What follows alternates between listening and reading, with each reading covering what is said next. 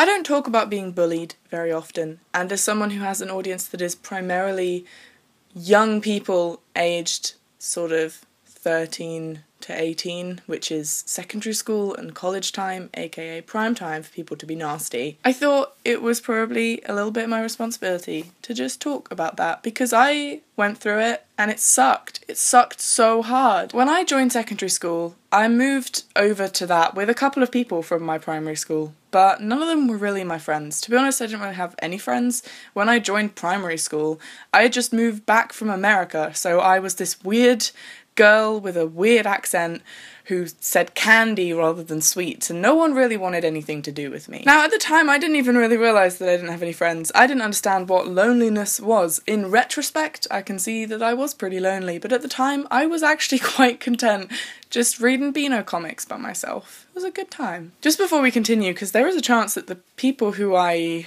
talk about, while I won't say any names or anything, they might see this video and they might be able to figure out who they were in this. I'm not angry, I'm not hateful. I understand, while I wasn't a bully, we were all going through shit. We were all 13, 14 and 15 years old. Like, it's understandable that people act in weird and not very nice ways at that age. So if you're watching this and you think it might be you, it probably isn't, but even if it was, there's no negative feelings here. I'm not angry or anything. So I moved over to secondary school with a couple of people from my primary school, and two people that I moved over were these two girls who were in my class at primary school, and because secondary school is big and scary, I kind of attached myself to them. These two were the definition of best friends. They very much came as a pair, like they were always together, they told each other everything.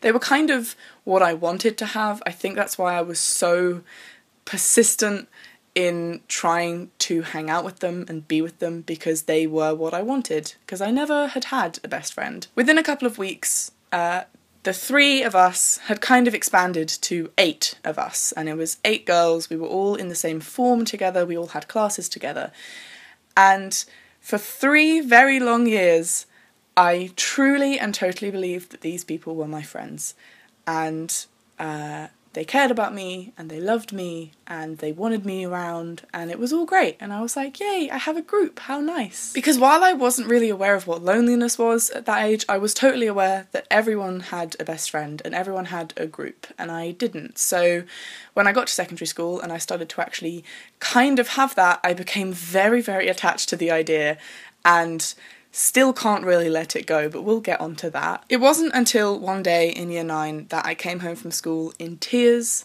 crying hysterically, that my mum was like, whoa, what is going on? And I told her everything, and she was kind of horrified. Basically, the bullying that happened was never punching me, shouting at me, calling me names.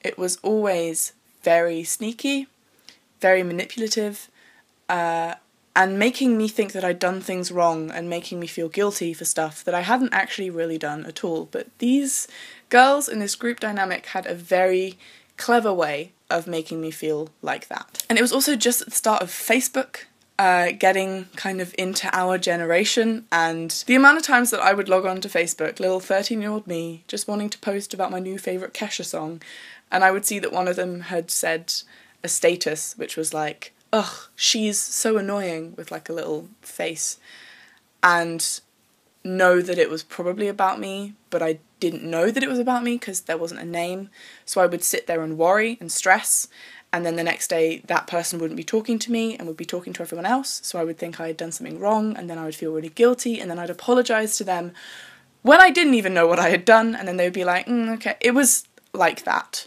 pretty much all the time. And it is a testament to how sneaky it was that I really genuinely did not pick up on the fact that there was something wrong for 3 whole years. And I'm not a dumb person, I can be sometimes, but in general, I would notice if I was being bullied, and I didn't. So after that, and after my mum figured out what was happening, she kind of mentored me, I guess, into leaving this group, and I just slowly stopped spending time with them. I would see them in lessons, I would see them around school, but I didn't eat lunch with them or hang out with them or go to sleepovers, because whenever I did, I would come back feeling horrible. So as time went by, I found other friends, I found my actual first proper best friend, and it'd been a couple of months since I had stopped being around these girls. And something that I will never ever forget is one of them messaging me, and this one girl had never been actively mean to me, but she was sort of part of that group dynamic, and she messaged me out of the blue saying, "I just want to apologise," and I was like, "What? We haven't spoken in like months, what's going on?" And she said, "I want to apologise for never sticking up for you, or being there for you when you were being bullied in our group, because now it's me, and now they do it to me." And that was really sad. It was really sad to hear that. Me and that girl are now very, very close friends, and I love her to bits. But that was really, yeah. Those 3 years, in retrospect to how long I've been on this planet, are not actually that big of a chunk of my life. But what I experienced in that time has permanently left weird things behind, in that I feel guilty all the time for things that really aren't my fault. I really freak out when I feel like I'm losing someone, because a lot of the manipulation was like, well, we're not going to be your friend anymore, and then I would chase them, and then they would not talk to me, and I would like beg, and then they would talk to me again. It was a lot of that. So whenever I feel like I'm losing a friend, I hold on really tight, because I've been conditioned to panic if I feel like someone isn't going to be there anymore.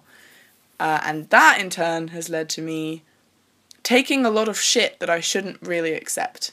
And I often feel like a doormat, but I'm too scared to say anything to that friend, because what if they leave, and what if they abandon me, and then I'm all alone?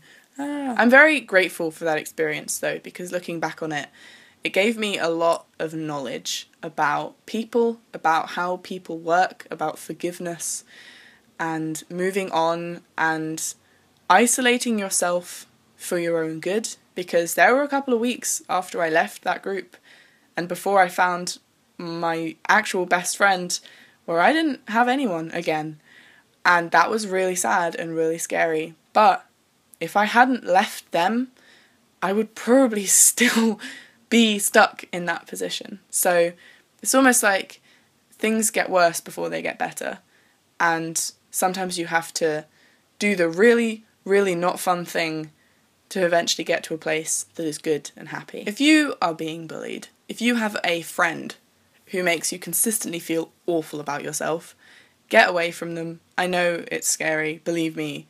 I know it's scary to have to cut off someone that you really care about and that you feel like you need, but you deserve better than that.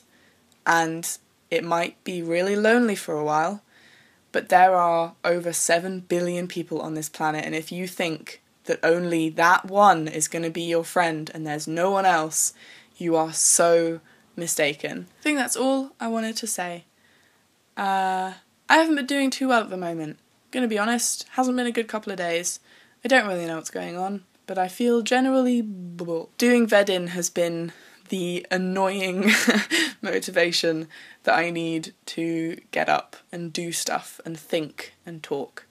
Because otherwise I would probably just lay down somewhere and stay there for a long time. We're almost halfway through vedin now, and the amount of nice things that people have said to me about it so far is just ridiculous. So if you have watched one vedin, if you have watched all of them, if you have watched only a couple, thank you, because it's fun.